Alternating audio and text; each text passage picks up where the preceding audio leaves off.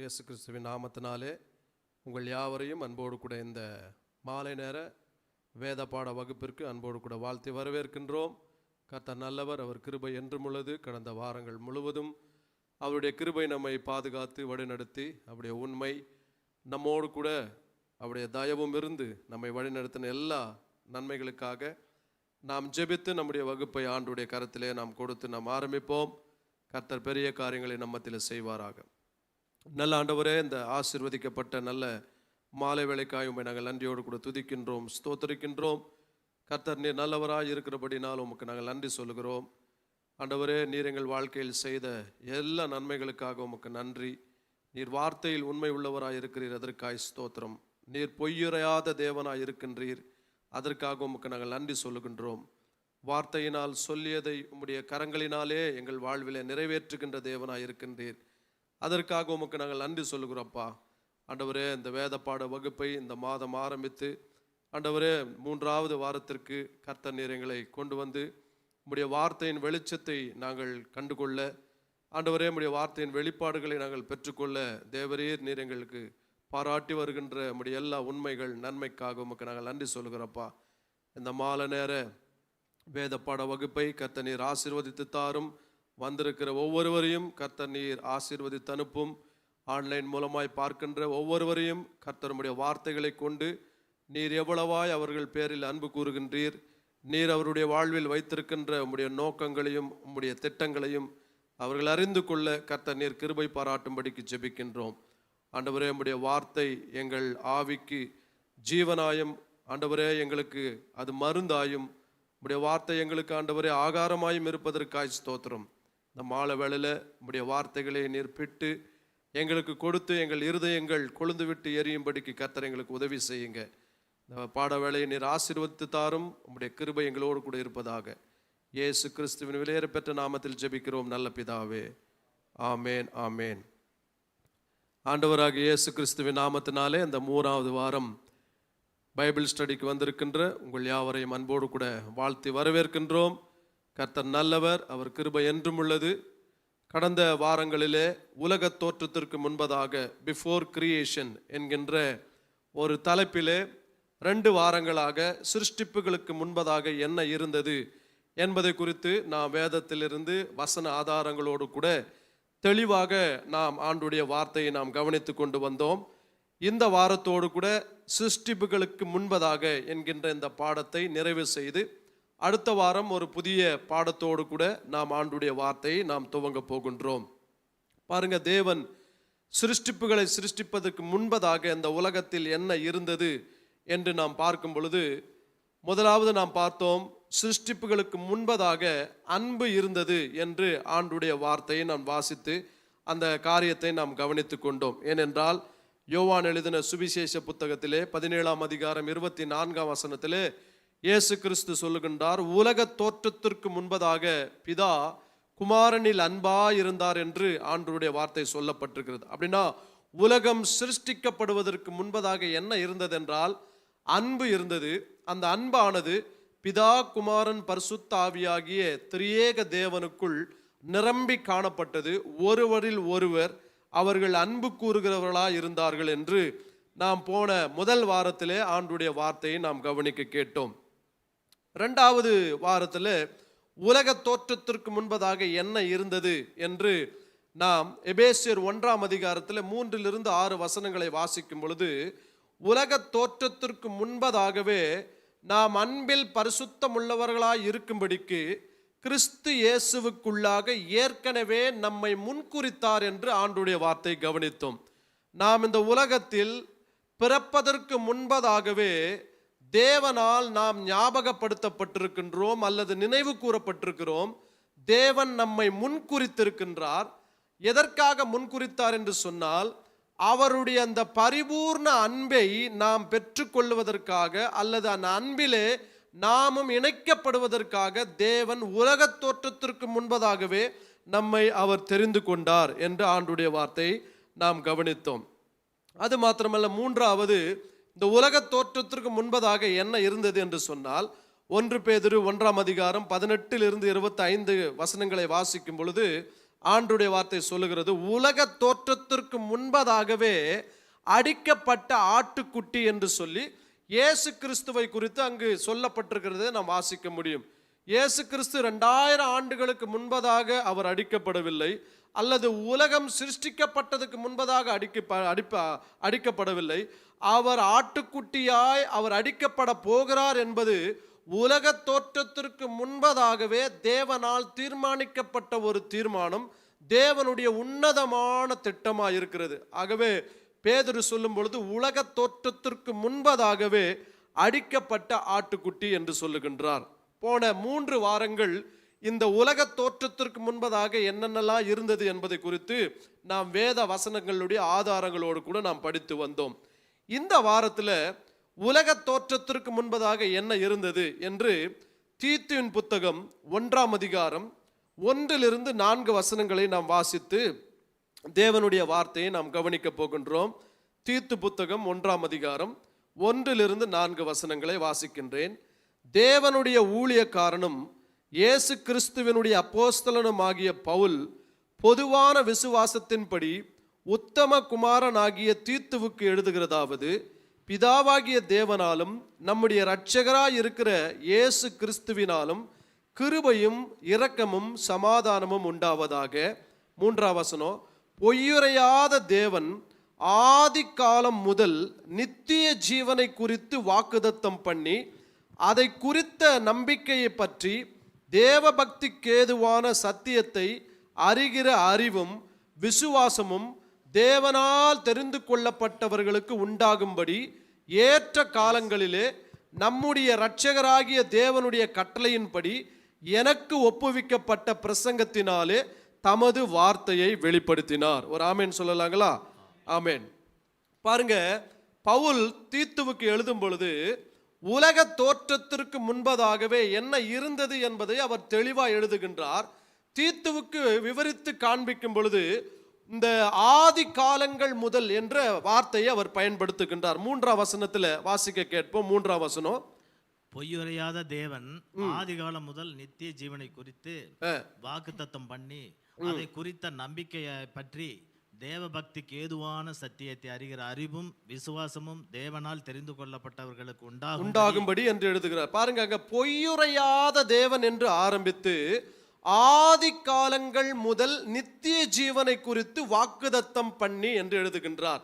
அப்போ before the creation என்ன இருந்தது என்று சொன்னா வாக்குதத்தம் பண்ணப்பட்டிருந்தது. Before the creation the promise, ஆண்டவர் ஒரு வாக்கு பண்ணினார். என்ன வாக்கு பண்ணினார் என்று சொன்னா நித்திய ஜீவனை குறித்து ஆண்டவர் வாக்கு பண்ணினார்.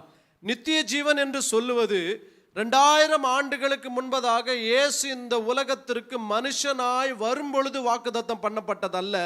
உலகம் சிருஷ்டிக்கப்படுவதற்கு முன்பதாக குமாரன் மூலமாய் இந்த உலகத்தில் இருக்கிற மனுக்குலத்திற்கு நித்திய ஜீவனை அளிக்க வேண்டும் என்று சொல்லி வேதம் சொல்லுகின்றது. ஆதி காலம் முதல் நித்திய ஜீவனை குறித்து வாக்குதத்தம் பண்ணினார் என்று வேதம் சொல்லுகின்றது. ரோமருக்கு எழுதின நிருபம் 1ஆம் அதிகாரம் 4ஆம் வசனத்தை வாசிக்க கேட்போம். ரோமருக்கு எழுதின நிருபம் 1ஆம் அதிகாரம் 4ஆம் வசனம். இயேசு கிறிஸ்துவை குறித்து தேவன் தம்முடைய தீர்க்கதரிசிகள் மூலமாய் பரிசுத்த வேதாகமங்களில் முன்னே தம்முடைய சுவிசேஷத்தை பற்றி வாக்குத்தத்தம் பண்ணினபடி கர்த்தராகிய இயேசு கிறிஸ்துவானவர். போதுங்க, பாருங்க, இந்த ரோமர் எழுதின நிருபத்துல 1ஆம் அதிகாரம் 4ஆம் வசனத்துல இயேசு கிறிஸ்துவை குறித்து தேவன் தம்முடைய தீர்க்கதரிசிகள் மூலமாய் சொல்லினார். பழைய ஏற்பாட்டில் எழுதப்பட்ட பெரிய தீர்க்க தரிசனங்கள், புதிய தீர்க்க தரிசனங்கள் எல்லாமே இயேசு கிறிஸ்துவை பற்றியதான தீர்க்க தரிசனங்கள் என்று சொல்லப்பட்டுள்ளது. அதில் என்ன அவர் வாக்கு பண்ணினார் என்று சொன்னால் சுவிசேஷத்தை பற்றி வாக்கு பண்ணினார். தீத்து புத்தகத்தில் பார்த்தோம், ஆதி காலங்கள் முதல் பொய்யுரையாத தேவன் நித்திய ஜீவனை குறித்து அவர் வாக்கு பண்ணினார் என்று எழுதுகின்றார். ரோமருக்கு எழுதின நிருபம் 1ஆம் அதிகாரம் 4ஆம் வசனத்தில் எழுதும் பொழுது சுவிசேஷத்தை குறித்து அவர் வாக்குதத்தம் பண்ணினார். த பிராமிஸ், வாக்குதத்தம். பாருங்க, அநேகருக்கு அநேக வாக்குதத்தங்களை தேவன் கொடுத்திருப்பார். இந்த வருஷம் கூட அநேகருக்கு ஆண்டவர் நிறைய வாக்குதத்தங்களை கொடுத்திருப்பார். பாருங்க, வேதத்தில் சுமார் 8810 வாக்குத்தத்தங்கள் உண்டு. வேதம் முழுவதும் 8810 வாக்குத்தத்தங்கள் உண்டு. இந்த எல்லா வாக்குத்தத்தங்களும் தேவன் தீர்க்கதரிசிகள் மூலமாய் யாரை பற்றி சொல்லியிருக்கிறார் என்று சொன்னால், அவருடைய குமாரனாகிய இயேசு கிறிஸ்துவை குறித்து அவர் தீர்க்க தரிசனம் சொல்லியிருக்கிறார். அந்த தீர்க்க தரிசனம் என்னவென்று சொன்னால், வாக்குத்தத்தமாகிய சுவிசேஷமே தீர்க்க தரிசனமாய் இருக்கிறது. கொலோசியர் 1ஆம் அதிகாரம் 25ஆம் வசனத்திலிருந்து 29ஆம் வசனம் வரைக்கும் நாம் வாசிக்க கேட்கலாம். கொலோசியர் 1ஆம் அதிகாரம் 25லிருந்து 29 வசனங்கள். ஆதி காலங்களுக்கும் தலைமுறை தலைமுறைக்கும் மறைவாயிருந்து இப்பொழுது அவருடைய பரிசுத்தவான்கள் வெளியாக்கப்பட்ட ரகசியமாகிய தேவ வசனத்தை பூரணமாய் தெரியப்படுத்துவதற்கு உங்கள் பொருட்டு தேவனால் எனக்கு அளிக்கப்பட்ட உத்தியோகத்தின்படியே நான் அந்த சபைக்கு ஊழியக்காரனானேன். புறஜாதிகளுக்குள்ளே விளங்கிய இந்த ரகசியத்துக்குள்ளே மகிமையின் ஐஸ்வர்யம் என்னதென்று தேவன் தம்முடைய பரிசுத்தவான்களுக்கு தெரியப்படுத்த சித்தமானார். கிறிஸ்துவானவர் மகிமையின் நம்பிக்கையாக உங்களுக்குள் இருப்பதே அந்த ரகசியம். போதுங்க, பாருங்க, ஆதி காலங்கள் முதல் என்று பவுல் எழுதுகின்றார். அப்படின்னா பிஃபோர் த கிரியேஷன், உலகம் தோன்றுவதற்கு முன்பதாக ஒரு காரியத்தை ஆண்டவர் மறைத்திருந்தார். தலைமுறை தலைமுறையாக அதை மறைத்திருந்தார். பழைய ஏற்பாட்டு பரிசுத்தவான்களுக்கு மறைத்திருந்தார். அந்த ரகசியம் என்னவென்று சொன்னால், வாக்குத்தத்தம் தான் அந்த ரகசியம். அந்த வாக்குத்தத்தம் என்னவென்று சொன்னால், குமாரனாகிய இயேசு கிறிஸ்துவை பற்றிய சுவிசேஷமே வாக்குத்தத்தமாய் இருக்கின்றது. The gospel of God is the promise of the heavenly Father. பரலோக பிதாவினுடைய வாக்குத்தத்தம் என்னவென்று சொன்னால், இயேசு கிறிஸ்துவை பற்றியதான சுவிசேஷம்தான் பிதாவாகிய தேவனுடைய வாக்குத்தத்தமாய் இருக்கிறது. வேதத்தில் சொல்லப்பட்ட 8810 தீர்க்க தரிசனங்களும் வாக்குத்தத்தங்களும் யாரை பற்றி சொல்லப்பட்டிருக்கிறது என்று சொன்னால், குமாரனாகிய இயேசு கிறிஸ்துவானவர் இந்த உலகத்திற்கு ஸ்திரீயின் வித்தாய் வரப்போகின்றார். அவர் கன்னி மரியாளுடைய வயிற்றில் இம்மானுவேலாய் அவர் பிறக்க போகின்றார். அவர் சிலுவையிலே ஏசாயா 53ஆம் அதிகாரத்தில் சொல்லப்பட்ட தேவ ஆட்டுக்குட்டியாக அவர் அடிக்கப்பட போகின்றார். அதே ஏசாயா 53ஆம் அதிகாரம் கடைசி வசனத்திலே சொல்லப்பட்டபடி மரணத்தில் அவருடைய ஆத்துமாவை ஊற்றி அவர் மரணத்தை ஜெயமாய் விழுங்குவார் என்று எழுதப்பட்டிருக்கிறது. இவைகளெல்லாம் வாக்குத்தத்தங்களாய் இருக்கிறது. இவைகளெல்லாம் மறைக்கப்பட்ட ரகசியங்களாய் இருக்கிறது.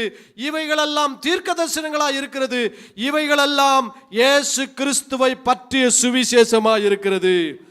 The gospel of God is the promise of God, which is the blessing of the Holy Spirit.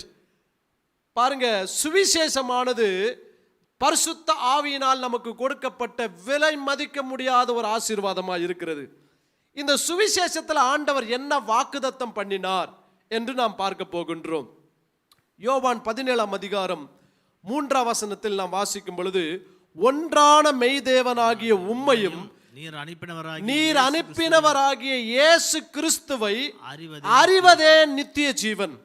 அப்போ தீத்து புத்தகத்தில் நம்ம வாசித்தோம், பொய்யுரையாத தேவன் ஆதி காலங்கள் முதல் மறைக்கப்பட்டிருந்த நித்திய ஜீவனை பற்றியதான வாக்குத்தத்தம் என்று எழுதுகின்றார். அப்போ வாக்குத்தத்தம்னா என்ன? நித்திய ஜீவன் தான் வாக்குத்தத்தம். பழைய ஏற்பாட்டில் 8810 வாக்குத்தத்தங்கள் இருந்தது. அந்த வாக்குத்தத்தங்கள் எல்லாம் ஒரு நபரை காண்பிக்கின்றது. அந்த நபர் இயேசு கிறிஸ்து. அவருக்குள்ளே நித்திய ஜீவன் இருக்கின்றது. அந்த நித்திய ஜீவனை அவரை விசுவாசிக்கின்ற யாவருக்கும் கொடுக்க வேண்டும் என்று சொல்லிதான் சுவிசேஷமாக தம்முடைய குமாரனை இந்த உலகத்திற்கு பிதா அனுப்பினார்.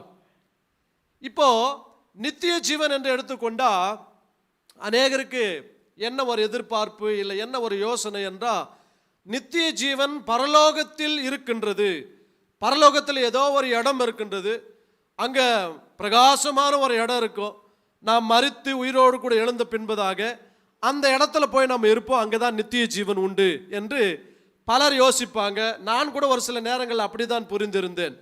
ஆனால் வேத வசனத்தை தெளிவாய் வாசிக்கும் பொழுது, நித்திய ஜீவன் என்பது ஒரு இடம் அல்ல. நித்திய ஜீவன் என்பது ஒரு கால நேரம் அல்ல. The eternal life is not a place. The eternal life is not a time limit. The eternal life is the person of Jesus Christ.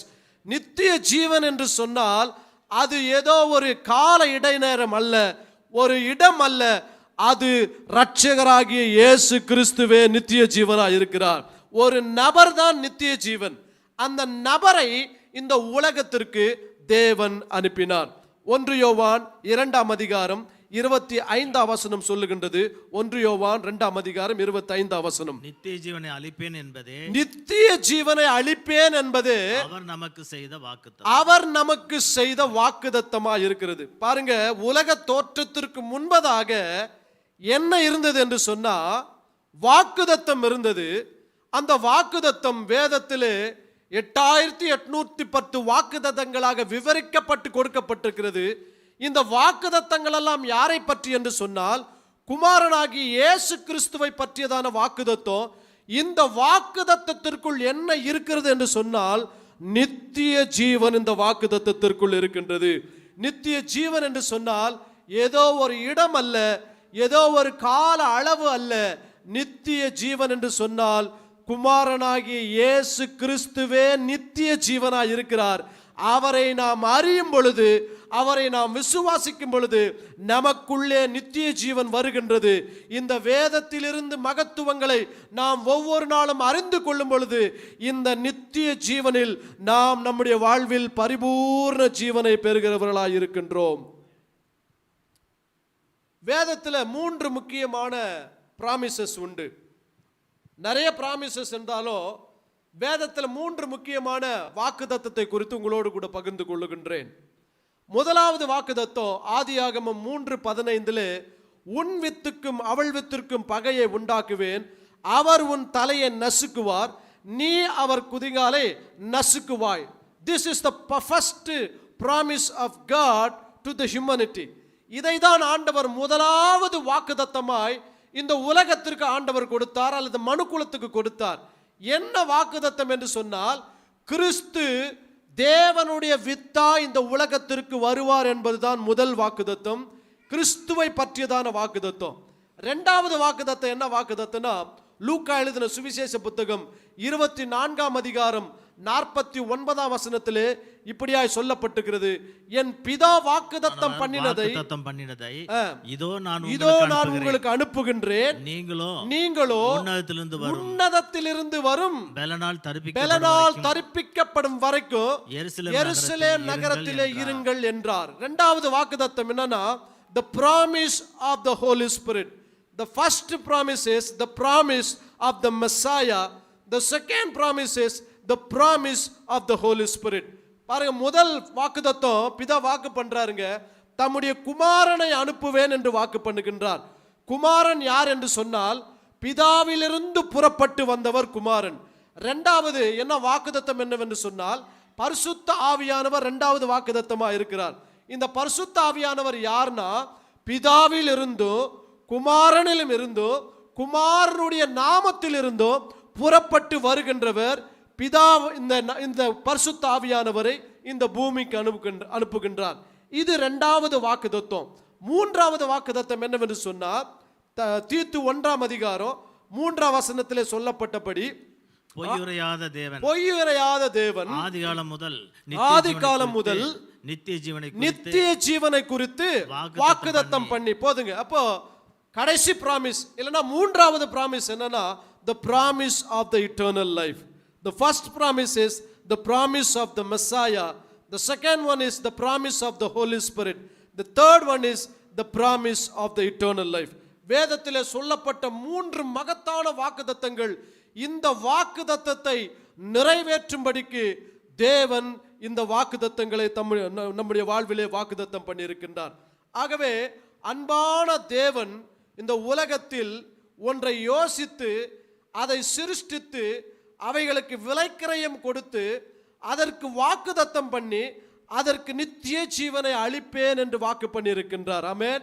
பாருங்க, உலக தோற்றத்திற்கு முன்பதாக அன்பாயிருந்த கடவுள் இந்த அன்பை நாம் மற்றவர்களோடு கூட பகிர்ந்து கொள்ள வேண்டும் என்று சொல்லி மனுக்குலத்தை ஆண்டவர் படைத்து அன்பை மனுக்குலத்திற்கு பரிசுத்த ஆவியானவர் மூலமாய் கொடுத்து இந்த அன்பிலே அவர்கள் பரிசுத்தம் உள்ளவர்களாய் காணப்பட வேண்டும் என்று விரும்பினார். ஆனால் அந்த அன்பிலே அவர்கள் விழுந்து போனபடியினால தம்முடைய குமாரனாகிய கிறிஸ்துவை விலைக்கிரயமாய் இந்த உலகத்திற்கு கொடுத்து, கிறிஸ்துவை மாத்திரமல்ல அவரோடு கூட வாக்குத்தத்தம் பண்ணின நித்திய ஜீவனையும் பரிசுத்த ஆவியானவரையும் உலக தோற்றத்திற்கு முன்பதாகவே இந்த உலகத்திற்கு அனுப்ப வேண்டும் என்று சொல்லி ஏற்கனவே தேவன் தீர்மானித்திருந்தார். அவர்கள் பிதா குமாரன் பரிசுத்த ஆவியாகிய நித்திய ஜீவனை உடையவராய் இருக்கிறார்கள். அதை தம்முடைய குமாரன் மூலமாய் நமக்கு அனுப்பி கொடுத்திருக்கிறார்கள். அப்போ உலக தோற்றத்திற்கு முன்பதாக என்ன இருந்ததுன்னா நித்திய ஜீவன் இருந்தது. Before the creation the eternal life, the promise of God. The promise of God is eternal life. உலக தோற்றத்திற்கு முன்பதாகவே என்ன இருந்தது என்று சொன்னால், பிதா குமாரனோடு கூட வாக்கு பண்ணுகின்றார். என்னவென்று சொன்னால், இந்த உலகத்தில் இருக்கின்ற மனு குலத்திற்கு நித்திய ஜீவனை கொடுக்க வேண்டும் என்று சொல்லி குமாரனோடு கூட அவர் வாக்குத்தத்தம் பண்ணுகின்றார். அதை தான் யோவான் எழுதின சுவிசேஷ புத்தகம் 3ஆம் அதிகாரம் 16ஆம் வசனம் சொல்லுகிறது, தேவன் தம்முடைய குமாரனை விசுவாசிக்கிறவன் எவனோ அவன் கெட்டு போகாமல் நித்திய ஜீவனை அடையும்படிக்கு அவரை தந்தருளி அல்லது அவரை அனுப்பி இவ்வளவாய் உலகத்தில் அன்பு கூர்ந்தார். ஹல்லேலூயா. பாருங்க, அன்பிற்கும் நித்திய ஜீவனுக்கு சம்பந்தம் உண்டு. எங்கெங்கெல்லாம் அன்பு என்கின்ற வார்த்தை பயன்படுத்தப்பட்டிருக்கிறதோ அங்கு நித்திய ஜீவன் என்கின்ற வார்த்தையும் பயன்படுத்தப்பட்டிருக்கிறது. அன்பையும் நித்திய ஜீவனையும் பிரிக்கவே முடியாதுங்க. பிதா குமாரன் பரிசுத்த ஆவியாகிய தேவன் அன்புள்ளவராய் இருக்கிறார். அவர்கள் மூவரும் நித்திய ஜீவனாய் இருக்கின்றார்கள். ஏனென்றால் ஆண்டவராக இயேசு சொல்லுகின்றார், பிதா தன்னில் தாமே ஜீவனுள்ளவராய் இருக்கிறது போல குமாரனும் தன்னில் தானே ஜீவனுள்ளவராய் இருக்கும்படிக்கு பிதா அவருக்கு அதிகாரம் கொடுத்திருக்கின்றார். ஆகவே இந்த உலக தோற்றத்திற்கு முன்பதாக என்ன இருந்தது என்று சொன்னால் நித்திய ஜீவன் இருந்தது. இந்த நித்திய ஜீவனை மறுகுலத்திற்கு ஆண்டவர் கொடுக்கும்படிக்கு உலக தோற்றத்திற்கு முன்பதாகவே ஏற்கனவே தீர்மானம் பண்ணியிருந்தார். அதை தான் ஆண்டுடைய வார்த்தை சொல்லுகின்றது. 2 கொரிந்தியர் 10ஆம் அதிகாரம் 20ஆம் வசனத்தை வாசிக்க கேட்போம். 2 கொரிந்தியர் 10ஆம் அதிகாரம் 20ஆம் வசனம். 2 கொரிந்தியர் 1ஆம் அதிகாரம் 20ஆம் வசனம். எங்களால் தேவனுக்கு மகிமை உண்டாகும்படி.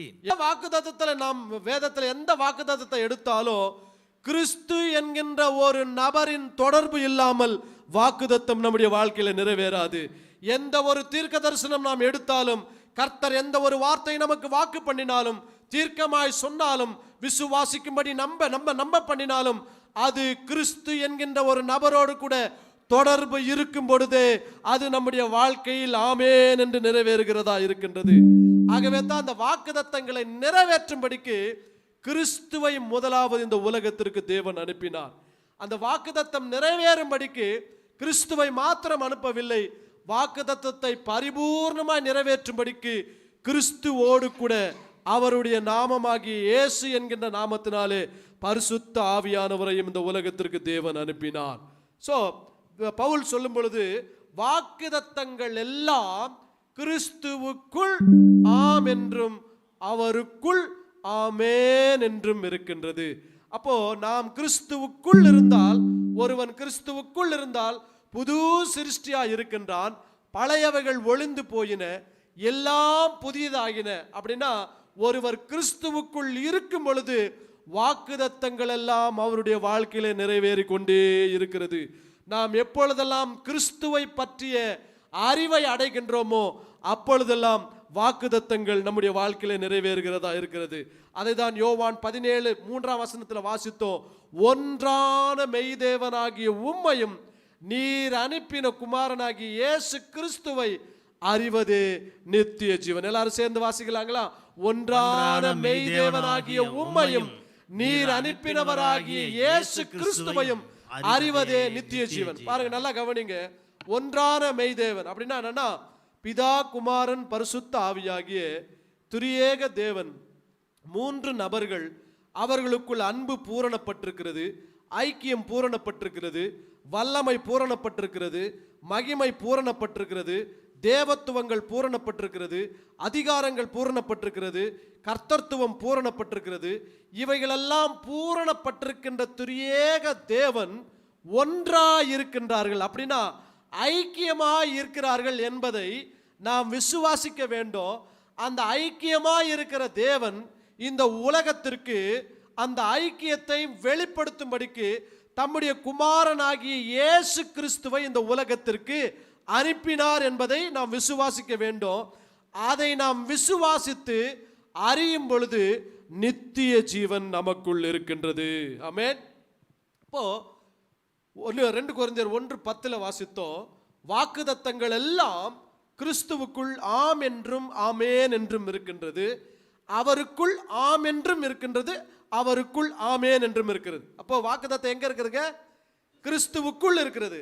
அப்போ யோவான் 17:7 வாசித்து பார்த்தா அங்க என்ன சொல்லப்பட்டிருக்குதுன்னா, குமாரனாகிய அவருக்குள் என்ன இருக்குங்க? நித்திய ஜீவன் இருக்கிறது என்று சொல்லப்பட்டிருக்கு. இயேசு கிறிஸ்துவுக்குள்ள என்ன இருக்குன்னா, வாக்குத்தத்தங்களும் இருக்கின்றது, நித்திய ஜீவனும் இருக்கின்றது. In Christ there are many promises of God and also the eternal life. கிறிஸ்துவுக்குள்ளே வாக்குத்தத்தங்களும் தீர்க்க தரிசனங்களும் மறைக்கப்பட்ட எல்லா சத்தியங்களும், அது மாத்திரமல்ல நித்திய ஜீவனையும் பிதாவாகிய தேவன் அவருக்குள் வைத்து இந்த உலகத்திற்கு அவரை மனுஷனாக அனுப்பினார். அதுதான் பவுல் சொல்லுகின்றார், தேவன் அருளின சொல்லி முடியாத ஈவுக்காக அவருக்கு ஸ்தோத்திரம். Unmeasurable gift, the unspeakable gift, unimaginable gift. சொல்லி முடியாத ஒரு வெகுமதியை தேவன் இந்த உலகத்திற்கு அனுப்பினார். அப்போ நித்திய ஜீவன் உலக தோற்றத்திற்கு முன்பதாகவே இருந்தது. உலக தோற்றத்துக்கு முன்பதாக என்ன இருந்ததுங்க? நித்திய ஜீவன். முதலாவது பார்த்தோம், உலக தோற்றத்திற்கு முன்பதாக அன்பு இருந்தது. இரண்டாவது, அந்த உலக தோற்றத்திற்கு முன்பதாக அன்பை பகிர்ந்து கொள்ளும்படிக்கு தேவன் ஏற்கனவே ஒரு சிலரை முன்குறித்தார், தீர்மானம் செய்தார். அந்த உலக தோற்றத்திற்கு முன்பதாக அன்பை பகிர்ந்து கொண்டு விலைக்கிரயத்தையும் இந்த உலகத்திற்கு தேவன் உலக தோற்றத்திற்கு முன்பதாகவே ஆட்டுக்குட்டியாய் இந்த உலகத்திற்கு ஆண்டவர் தீர்மானம் பண்ணியிருந்தார்.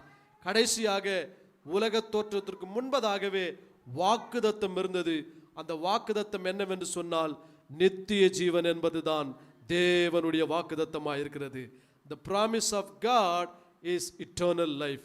1 யோவான் 5:12 இந்த நித்திய ஜீவன் எங்கே இருக்கிறது என்று நாம பார்க்க போகின்றோம். நிறைய பேருக்கு என்ன டவுட்னா, நித்திய ஜீவன் நாம மரிச்சு உயிரோடு கூட எழுவோம், எப்போ இயேசு கிறிஸ்து வருவாரோ அப்போ உயிரோடு கூட எழுவோம். எழுந்த பின்பதாக அவர் என்ன பண்ணுவாருங்க, நம்ம மேகங்கள் மேலே கொண்டு சென்று அங்கே என்ன பண்ணுவாருங்க, பரலோகத்துக்குள்ள நித்திய ஜீவன் என்கின்ற ஒரு இடம் இருக்கும். அப்படின்னா நான் என்ன யோசித்திருப்பேன்னா, நிறைய முறை இப்படி யோசிக்குவேன். ஆண்டவர் யோவான் 14 என் பிதாவினுடைய வீட்டில் அநேக வாசஸ்தலங்கள் உண்டு, நான் போய் உங்களுக்காக ஒரு வாசஸ்தலத்தை ஆயத்தப்படுத்தி நான் திரும்ப வந்து என்னோடு கூட இருக்கும்படிக்கு நான் உங்களை என்ன பண்ணுவேன், என்னோடு கூட கூட்டி கொண்டு போவேன், நான் தான் வழியும் சத்தியம் ஜீவனும் என்று சொல்லியிருக்கிறார். அப்போ அந்த வசனத்தை நான் வாசிக்கிறப்போ, ஓ பரலோகத்தில் ஆண்டவர் எல்லாருக்கும் ஒரு வீடு கட்டிட்டு இருப்பாரு, நமக்கு ஒரு வீட்டை கட்டி என்ன பண்ணுவாருங்க, அந்த வீட்டில் கொண்டு போய் நம்மளை விடுவார். அந்த வீட்டில் நல்லா லைட்டெல்லாம் இருக்கும், ஃபுல்லாக ஏசியெல்லாம் இருக்கும், சும்மா குழு குழு குழு குழுன்னு நிறைய மேகங்களெல்லாம் அங்கே இருக்கும். அப்படியே ஜாலியாக, அங்கே தான் பைபிள் சொல்லுது, பசியும் இல்லை, அங்கே கண்ணீரும் இல்லை, எதுவுமே இல்லைன்ட்டு ரொம்ப ஜாலியாக தூங்கிட்டே இருக்கலாம் அப்படின்ட்டு அந்த வசனங்களை வாசிக்கும் பொழுது பல நேரங்களில் இப்படியா யோசித்து இருக்கிறேன். ஆனால் ஏற்கனவே நான் சொன்னேன், நித்திய ஜீவன் என்பது ஏதோ ஒரு இடம் அல்ல, ஏதோ ஒரு கால அளவு. அப்படின்னா அதுக்குன்னு ஒரு லிமிட் கிடையாதுங்க. ஆனால் நித்திய ஜீவன் என்னவென்று சொன்னால் ஒரு நபர் தான் நித்திய ஜீவன் என்று ஏற்கனவே சொன்னேன். நித்திய ஜீவனை அளிப்பதே அந்த வாக்குத்தத்தம். அந்த நித்திய ஜீவன் யாருன்னா ஒரு நபர். அந்த நபரை குறித்து அதே அப்போஸ்தலனாகிய யோவான் 1 யோவான் 5:12 எழுதி வைத்திருக்கிறார். வாசிக்க கேட்போம் அந்த வசனத்தையோ. குமாரனை உடையவன் ஜீவனை உடையவன் தேவனுடைய குமாரன் இல்லாதவன் ஜீவன் இல்லாதவன். ஆமென். அப்போ நித்திய ஜீவன் எங்க இருக்குங்க? குமாரனுக்குள் இருக்கிறது. இயேசு கிறிஸ்துவுக்குள்ளதான் நித்திய ஜீவன். அதுதான் 1 யோவான் 2:25 வாசித்தோம். நித்திய ஜீவன் யாருக்குள்ள இருக்குன்னா குமாரனாகிய கிறிஸ்துவுக்குள் இருக்கின்றது. 1 யோவான் 2:25 வாசிங்க. நித்திய ஜீவனை அளிப்பேன் என்பதே, நித்திய ஜீவனை அளிப்பேன் என்பது அவர் நமக்கு செய்த அந்த வாக்குத்தத்தம். அந்த நித்திய ஜீவன் எங்க இருக்குதுன்னா குமாரனுக்குள் அந்த நித்திய ஜீவன் இருக்கிறது. அந்த வசனத்தையும் இன்னொரு வசனம் அதிலே 1 யோவான் 5 அதில் எத்தனை வசனம் 25 வாசித்திருக்கிறீங்களா? அதில் 23 24 வாசிங்க. 5ஆம் அதிகாரம் 11ஆம் வசனத்தில் வாசிங்க. இல்லை 10லேருந்து நான் வாசிக்கின்றேன். பாருங்க, தேவனுடைய குமாரனிடத்தில் விசுவாசமாய் இருக்கிறவன் அந்த சாட்சியை தனக்குள்ளே கொண்டிருக்கிறான். தேவனை விசுவாசியாதவனோ தேவன் தம்முடைய குமாரனை குறித்து கொடுத்த சாட்சியை விசுவாசியாதனால் அவரை பொய்யராக்குகிறான். கண்டினியூ வாசிங்க. தேவன் நமக்கு நித்திய ஜீவனை தந்திருக்கிறார். அந்த ஜீவன் தேவன் நமக்கு நித்திய ஜீவனை கொடுப்பாரா இல்ல கொடுக்க போகிறாரா இல்ல கொடுத்திருக்கிறாரா? கொடுத்து விட்டார். இப்ப பைபிள் என்ன சொல்லுதுங்க? நித்திய ஜீவன் ஏற்கனவே கொடுக்கப்பட்டிருக்கிறது. கொடுப்பார் அல்ல. எல்லாருக்கும் என்ன நம்பிக்கைன்னா, செத்த பின்னாடி ஆண்டவர் உயிரோடு கூட எழுப்பி அங்க போய் நமக்கு என்ன பண்ணுவாருங்க?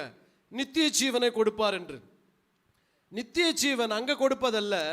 வேதம் சொல்லுகின்றது தேவன் நமக்கு நித்திய ஜீவனை கொடுத்திருக்கிறார். தேவன் நமக்கு நித்திய ஜீவனை தந்திருக்கிறார். அந்த ஜீவன் அவருடைய குமாரனில் இருப்பதே அந்த சாட்சியம். ஹல்லேலூயா. அப்போ பிதா ஒரு சாட்சி பகிர்ந்தாரு. என்ன சாட்சினா, குமாரனாகி இயேசு கிறிஸ்துவை இந்த உலகத்திற்கு மனுஷனா இந்த உலகத்திற்கு அவர் அனுப்பினார். அதுதான் சாட்சி. அந்த சாட்சியை விசுவாசிக்கிறவர்கள் எவர்களோ அவர்களுக்குள் நித்திய ஜீவன் உண்டு. ஏனென்று சொன்னால் தேவன் குமாரனுக்குள் நித்திய ஜீவனை வைத்திருக்கின்றார். இந்த உலகத்தில் நாம் பார்க்கின்ற எல்லா சிருஷ்டிப்புகளுக்கும் ஒரு நாள் முடிவு உண்டு. ஆனால் குமாரனாகி இயேசு கிறிஸ்துவை விசுவாசிக்கின்ற உங்களுக்கும் எனக்கும் முடிவே கிடையாது. நாம் நித்தியமாய் அவரோடு கூட வாழ்கின்றவர்கள். சிருஷ்டிக்கப்பட்ட சிருஷ்டிப்புகளுக்கு எல்லாம் ஒரு எக்ஸ்பைரி டேட் உண்டு. ஆனால் அவருடைய சாயலில் சிருஷ்டிக்கப்பட்ட உங்களுக்கும் எனக்கும் there is no expiry date for those who are in Christ Jesus. இயேசு கிறிஸ்துவுக்குள் இருக்கிறவர்களுக்கு முடிவு நேரம், முடிவு காலம் அல்லது காலாவதியாகின்ற நேரம் என்று ஒன்றுமில்லை. அவர்கள் கிறிஸ்துவுக்குள் வாழுகின்றவர்களாய் இருக்கிறார்கள். இந்த உலகத்தில் இருக்கும் பொழுது அவர்கள் கிறிஸ்து அவர்களுக்குள் இருக்கிறார். ஆனால் அவர்கள் இந்த உலகத்திற்கு மரிப்பார்கள் என்று சொன்னார். உலகத்தில் மரிக்கும் பொழுது கிறிஸ்துவுக்குள் அவர்கள் இருக்கின்றார்கள். கிறிஸ்து நமக்குள்ள இருக்கும்போது நாம் உயிரோடு கூட இருக்கிறோம். நான் கிறிஸ்துவுக்குள் இருக்கும் பொழுது நான் நித்திரையோடு கூட இருக்கின்றேன். அதுதான் ரகசியம். அப்போ சாட்சின்னு சொல்றார், the witness of God. 2-3 சாட்சிகள் வேதத்தில் நிறைய காரியங்கள் சொல்லப்பட்டிருக்கிறது. இயேசு உயிரோடு எழுந்தார் என்பதற்கான சாட்சி உண்டு. பரிசுத்த ஆவியானவர் சாட்சியா இருக்கிறார். சுவிசேஷமானது சாட்சியா இருக்கின்றது. அப்ப சொல்லும் பொழுது தேவன் நமக்கு நித்திய ஜீவனை தந்திருக்கிறார். அந்த ஜீவன் அவருடைய குமாரனில் இருக்கிறது என்பதே அந்த சாட்சியாம். அடுத்த 12ஆம் வசனம், குமாரனை உடையவன் ஜீவனை உடையவன், குமாரன் இல்லாதவன் ஜீவன் இல்லாதவன். 13ஆம் வசனம், உங்களுக்கு நித்திய ஜீவன் உண்டென்று நீங்கள் அறியவோ தேவனுடைய குமாரனுடைய நாமத்தின் மேல் நீங்கள் விசுவாசமாய் இருக்கவோ தேவகுமாரனுடைய நாமத்தின் மேல் விசுவாசமாய் இருக்கிற உங்களுக்கு இவைகளை. அப்போ அப்போஸ்தலனாகிய யோவான் என்ன பண்றாருன்னா, ஒரு சாட்சியை குறித்து சொல்றாரு. அந்த சாட்சி என்னன்னா, கிறிஸ்து தான் அந்த சாட்சி. இந்த கிறிஸ்து மேசியா அந்த உலகத்திற்கு வந்த பொழுது மாமிசமாய் வந்து பாவங்களுக்கு மரித்து அடக்கம் பண்ணப்பட்டு அவர் உயிரோடு கூட எழுந்து வாக்குத்தத்தம் பண்ணின நித்திய ஜீவனை அவர் எல்லாருக்கும் கொடுத்திருக்கின்றார். அந்த நித்திய ஜீவன் எங்க இருக்குன்னா, ஏதோ பரலோகத்திற்குள்ள அந்த நித்திய ஜீவன் அல்ல, இயேசு கிறிஸ்துவுக்குள் அந்த நித்திய ஜீவன் இருக்கிறது. அவரை விசுவாசிக்கின்ற யாவருக்குள்ளும் தேவன் நித்திய ஜீவனை கொடுத்திருக்கின்றார். குமாரனை உடையவன் ஜீவனை உடையவன், குமாரன் இல்லாதவன் ஜீவன் இல்லாதவன் அவருடைய நாமத்தினாலே என்று எழுதுகின்றார். 13ஆம் வசனத்தில், உங்களுக்கு நித்திய ஜீவன் உண்டு என்று நீங்கள் அறியவும் தேவ குமாரனுடைய நாமத்தினாலே நீங்கள் விசுவாசமாய் இருக்கவும் தேவனுடைய குமாரனுடைய நாமத்தின் மேல் விசுவாசமாய் இருக்கிற உங்களுக்கு இவைகளை எழுதுகின்றேன். யோவான் 1:11 சொல்லுகின்றது, அவருடைய நாமத்தின் மேல் விசுவாசம் உள்ளவர்களாய் அவரை ஏற்றுக்கொண்டவர்கள் எத்தனை பேர்களோ அத்தனை பேர்களும் அவருடைய பிள்ளைகளாகும்படிக்கு அவர்களுக்கு அதிகாரம் கொடுத்திருக்கிறார். அவர்கள் பிள்ளைகளாய் இருப்பார்கள் என்றார், சுதந்திரராயும் இருக்கிறார்கள். சுதந்திரராய் என்று சொன்னால் பரிசுத்த ஆவியை பெற்றுக்கொண்டவர்களாகவும் இயேசு கிறிஸ்துவின் நாமத்தினாலே நித்திய ஜீவனை உடையவர்களாகவும் இருக்கின்றார்கள். இப்போ நித்திய ஜீவன் என்பது ஒரு இடமோ அல்லது ஒரு கால அளவோ அல்ல. நித்திய ஜீவன் என்பது ஒரு நபர். இந்த உலக தோற்றத்திற்கு முன்பதாக தேவன் ஒரு வாக்குத்தத்தம் பண்ணினார். என்ன வாக்குத்தத்தம் பண்ணினார்? நித்திய ஜீவனை அளிப்பதே அந்த வாக்குத்தத்தமாம். அந்த நித்திய ஜீவனை ஆண்டவர் எப்படி பண்ணினார்னா, சுவிசேஷத்தின் மூலமா இந்த உலகத்திற்கு நித்திய ஜீவனை வாக்குத்தத்தம் பண்ணினார். காஸ்பல்னா என்னன்னா, சுவிசேஷனா என்னன்னா, தேவன் தம்முடைய குமாரனை இந்த உலகத்திற்கு அனுப்பினார். வேத வாக்கியங்களின்படி அவர் சிலுவையிலே அடிக்கப்பட்டு மரித்து அடக்கம் பண்ணப்பட்டு வேத வாக்கியங்களின்படி அவர் உயிரோடு கூட எழுந்தார் என்பதே சுவிசேஷம். அந்த சுவிசேஷத்தை யாரெல்லாம் விசுவாசிக்கிறோமோ விசுவாசிக்கிறவர்களுக்குள்ளே நித்திய ஜீவனை ஆண்டவர் கொடுத்திருக்கின்றார். ஹல்லேலூயா. என்ன மாதிரியான வாக்குத்தத்தங்க? நித்திய ஜீவனை பெறுவதற்காக நம்ம இதை செய்யணும் அதை செய்யணும், எதை செய்ய வேண்டிய அவசியம் அல்ல. இயேசு என்கின்ற ஒரு நபர் இந்த உலகத்திற்கு தேவகுமாரனாய் வந்து அடிக்கப்பட்டவர் என்று விசுவாசித்தால் அவர்களுக்கு தேவன் நித்திய ஜீவனை கொடுக்கிறவராய் இருக்கின்றார். எபிரேயர் 6:17 20 வரைக்கும் வாசிக்க கேட்கலாம்.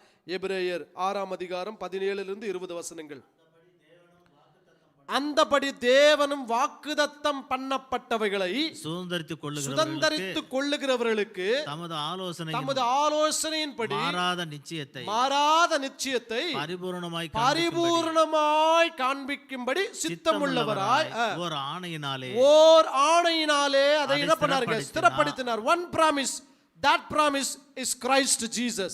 அந்த வாக்குத்தத்தங்கள் எல்லாம் நான் உங்களுக்கு செய்வேன் என்று அதை ஆண்டவர் என்ன பண்ணார்னா, ஒரே ஆணையின் பேர்ல ஆணையிட்டார். அந்த ஒரே ஆணை குமாரனாகிய இயேசு கிறிஸ்து. அந்த ஆணைக்குள்ள என்ன இருக்குது பாருங்க, வாசிங்க அடுத்த வசனம். நமக்கு முன் வைக்கப்பட்ட நம்பிக்கையை பற்றி கொள்ளும்படி அடைக்கலமாய் ஓடி வந்த நமக்கு ரெண்டு மாறாத விசேஷங்களினால் நிறைந்த ஆறுதல் உண்டாகும்படிக்கு எவ்வளவேனும் பொய்யுரையாத தேவன் அப்படி செய்தார். வாசித்த தீத்து புத்தகத்தில் வாசிக்கும் பொழுது ஆதி காலங்கள் முதல் பொய்யுரையாத தேவன் நித்திய ஜீவனை குறித்து வாக்குத்தத்தம் பண்ணினார். தேவன் அந்த வாக்குத்தத்தங்கள் எல்லாம் நிறைவேற்றும்படிக்கு ஒரே ஒரு ஆணையின் பேர்ல ஆணையிட்டார். அந்த ஆணை என்னவென்று சொன்னால் கிறிஸ்து என்கின்ற ஆணை. அவருடைய நம்பிக்கையை பெற்றுக்கொண்டு அடைக்கலமாய் ஓடி வந்த நமக்கு ரெண்டு மாறாத விசேஷங்களை நமக்கு கொடுத்திருக்கிறார். அந்த மாறாத விசேஷங்கள் நிறைந்த ஆறுதல் உண்டாயிருக்கிறது. அந்த மாறாத விசேஷங்கள் ரெண்டு என்னன்னா, ஒன்று கிறிஸ்து, இரண்டாவது பரிசுத்த ஆவியானவர். ஏனென்றால் பரிசுத்த ஆவியானவர் தான் நமக்குள்ளே தேவனுடைய ஆறுதலை கொண்டு வருகின்றார். He is the spirit of comforter. அவர்தான் தேறுதலின் தேவன், தேற்றுகின்ற தேற்றரவாளன். கிறிஸ்து நம்மில் அன்பு கூறுகிறவர். ரெண்டு மாறாத விசேஷங்களினால் உண்டாகின்ற ஆறுதல் உண்டாகும்படிக்கு எவ்வளவேனும் பொய்யுரையாத தேவன் அப்படி செய்தார். அடுத்த வசனம். அந்த நம்பிக்கை நமக்கு நிலையையும் உறுதியையும் திரைக்குள்ளாக போகிறதுமான ஆத்தும நங்கூரமாய் இருக்கிறது. நமக்கு முன்னோடியாக இருக்கிற இயேசு கிறிஸ்து மெல்கிசேதேக்கின் முறைமையின்படி நித்திய பிரதான ஆசாரியராய் நமக்காக சொல்லுங்க, யாருக்காக? நமக்காக, அவருக்காக. அவர் போல மகா பரிசுத்த ஸ்தலத்துக்கு நித்திய ஜீவனுக்குள்ளே அவருக்காக அவர் போல நமக்காக திரைக்குள்ளே அவர் பிரவேசித்திருக்கிறார். எல்லா வாக்குத்தத்தங்களை நிறைவேற்றும்படிக்கு ஒரு பிராமிஸ், ஒரே ஆணையினால பிராமிஸ் பண்றாரு. அந்த ஒரே ஆணை கிறிஸ்து. அதை நம்புகிறவர்களுக்கு ரெண்டு மாறாத ஆறுதல் உண்டாகுகின்ற காரியங்களை ஆண்டவர் சொல்றாரு.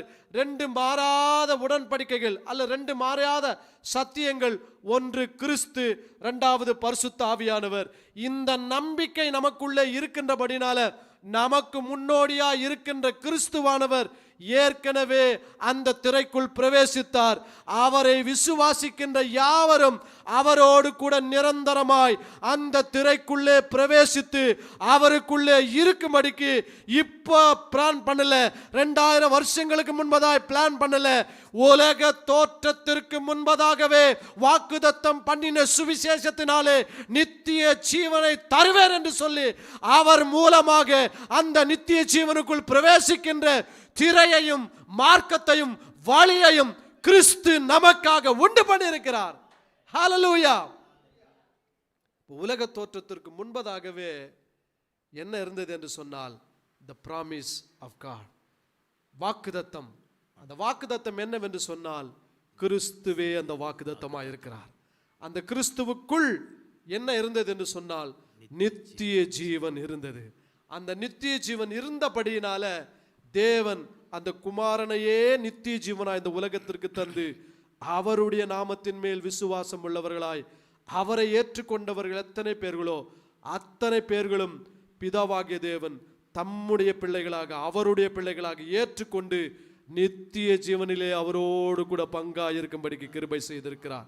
இதெல்லாம் பிதாவாகிய தேவனுடைய விருப்பம். என்னங்க விருப்பம், சித்தம். இப்போ பிதா குமாரன் பரிசுத்த ஆவியானவர் இருக்கிறாங்களே, அவங்க என்ன பாஸ்டர் பண்றாங்க அப்படின்னு கேட்டீங்கன்னா, பிதாவாகிய தேவன் விருப்பத்தை உடையவர் அல்லது சித்தத்தை உடையவர். குமாரனாகிய தேவன் பிதாவினுடைய விருப்பத்தையும் சித்தத்தையும் செயல்படுத்தும்படிக்கு வருகின்றவர். மூன்றாவது பரிசுத்த ஆவியானவர் இந்த பிதாவினுடைய விருப்பத்தையோ பிதாவினுடைய சித்தத்தையோ குமாரன் நிறைவேற்ற வருகிறார் அல்லவா, இதை நிறைவேற்றும்படிக்கு வல்லமையாய் கிரியை செய்கின்றவர். வல்லமையாய் கிரியை செய்கிறவர் மாத்திரமல்ல, அதை செயல்படுத்தி வழி நடத்துகின்றவராய் இருக்கின்றார். இந்த மூவரை இப்படிதான் என்ன பண்றாங்க, கிரியை செய்றாங்க. அப்போ உலக தோற்றத்திற்கு முன்பதாகவே தேவன் பிதா குமாரன் பரிசுத்த ஆவியாகிய திரியேக தேவன் பிதாவின் சித்தம் என்னவென்று சொன்னால் இந்த உலகத்தில் அன்பை வெளிப்படுத்த வேண்டும் என்று சொல்லி இந்த அன்பை வெளிப்படுத்துவதற்காக மனுக்குலத்தை ஆண்டவர் படைச்சார். ஸோ இதை பவுல் எப்படி எழுதுறாருன்னா, பிலிப்பியர் 2ஆம் அதிகாரம் 13ஆம் வசனத்தில் அப்போஸ்தலனாகிய பவுல் 2ஆம் அதிகாரத்தில் கிறிஸ்துவின் சிந்தையை குறித்து எழுதுகின்றார். அவர் குமாரனாய் இருந்தும் தேவனுடைய ரூபமாக இருந்தும் தேவனுக்கு சமமாக இருப்பதை கொள்ளையாடின பொருளாக இல்லாமல் தம்மை தாமே வெறுமையாக்கி அடிமையின் ரூபம் எடுத்து தம்மை தாமே தாழ்த்தினார் என்று குமாரனை குறித்து எழுதின பின்பதாக, ஆகையால் தேவன் அவரை மரணத்திலிருந்து உயிரோடு கூட எழுப்பி எல்லா நாமங்களுக்கு மேலாக இயேசுவே கர்த்தர் என்று எல்லா நாவுகளும் அறிக்கை செய்ய வேண்டும், எல்லா முழங்கால்களும் அவர்களுக்கு முடங்கும்படிக்கு பிதாவாகிய தேவனுக்கு மகிமையாக இயேசுவே கர்த்தர் என்று நாவுகள் அறிக்கை பண்ணும்படிக்கு எல்லா நாமங்களுக்கு மேலாக அவருக்கு தம்முடைய நாமத்தை என்ன பண்ணாருங்க, தந்தருளினார். 13ஆம் வசனத்துல வாசித்து பாருங்க. ஏனெனில் தேவனே தம்முடைய தயவுள்ள சித்தத்தின்படி விருப்பத்தையும் செய்கையையும் உங்களில் உண்டாக்குகிறார். பாருங்க, குமாரனாகிய தேவன் தேவனுக்கு சமமாய் இருந்தவர் அவரை இந்த உலகத்திற்கு மனுஷ சாயலாய் அனுப்பி அடிமையின் ரூபமாய் அவர் அடிமையின் ரூபம் எடுத்து மனுஷ சாயலாய் இருந்தவர் பாவங்களுக்காக மரித்து அடக்கம் பண்ணப்பட்டு உயிரோடு கூட எழுந்து பிதாவாகிய தேவன் அவருக்கு எல்லா நாமங்களுக்கு மேலாக நாமத்தை கொடுத்து இவருடைய நாமத்தை அறிக்கை செய்து இவருடைய நாமத்திற்கு முன்பதாக முழங்கால் படியிறவர்களுக்கு வாக்குத்தத்தம் பண்ணின நித்திய ஜீவனை அருளுவேன் என்று வாக்கு பண்ணிக்கிறாருங்க. இதெல்லாம் என்னன்னா, தேவன் தம்முடைய தயவுள்ள சித்தத்தின்படி விருப்பத்தின்படி செய்கைகளை உங்களில் உண்டாக்குகிறவர். இப்போ இதெல்லாம் என்ன பாஸ்டர், உலக தோற்றத்திற்கு முன்பதாகவே இதெல்லாம் பிளான் பண்ணாங்க இல்லைங்களா? இதுதான் தேவனுடைய சித்தம், தேவனுடைய விருப்பம், தேவனுடைய செய்கை. இப்போ நம்முடைய வாழ்க்கையில் தேவனுடைய சித்தம் விருப்பம் என்னன்னா, இதை செய்த பிதாவாகிய தேவன் இந்த குமாரனை இந்த உலகத்திற்கு அனுப்பினாரு. இந்த குமாரனை பற்றிய அறிவை அடைவதுதான் நம்முடைய வாழ்க்கையின் சித்தமாக இருக்கின்றது. அப்போ இந்த இடத்துல பார்த்தீங்கன்னா தயவுள்ள சித்தம் தேவனுடைய விருப்பம் என்று எழுதுகின்றார். அப்போ இந்த தயவுள்ள சித்தத்தை நிறைவேற்றும்படிக்கு தான் குமாரனாகிய இயேசு கிறிஸ்து இந்த உலகத்திற்கு வந்தார். வரும்பொழுது எப்படி வந்தார் என்று சொன்னால், அவருக்குள் நித்திய ஜீவனை இருக்கிறவராகவே இந்த உலகத்திற்கு வந்தார். அதுதான் எபிரேயர் 10ஆம் அதிகாரம் 7ஆம் வசனம் சொல்லுகின்றது. தேவனுடைய சித்தத்தையும் விருப்பத்தையும் செய்யும்படிக்கு வந்தவர் குமாரனாகிய இயேசு கிறிஸ்து. வாசிங்க. அப்பொழுது நான் தேவனே உம்முடைய சித்தத்தின்படி செய்ய இதோ வருகிறேன். அப்போ இதோ வருகிறேன் என்று சொன்னா, ஏதோ 2000 ஆண்டுகளுக்கு முன்பதாக மரியாளுடைய வயிற்றில் வந்ததை சொல்லவில்லை. உலக தோற்றத்திற்கு முன்பதாகவே இயேசு கிறிஸ்துவை பற்றி புத்தகங்களில் எழுதப்பட்டவைகளை நிறைவேற்றும்படிக்கு, அந்த சித்தத்தை நிறைவேற்றும்படிக்கு புத்தக சுருளில் அவரை பற்றி எழுதியிருக்கிறதே, அதை நிறைவேற்றி மனுஷருக்கு நித்திய ஜீவனை தரும்படிக்கு அவர் இந்த உலகத்திற்கு வந்தார்.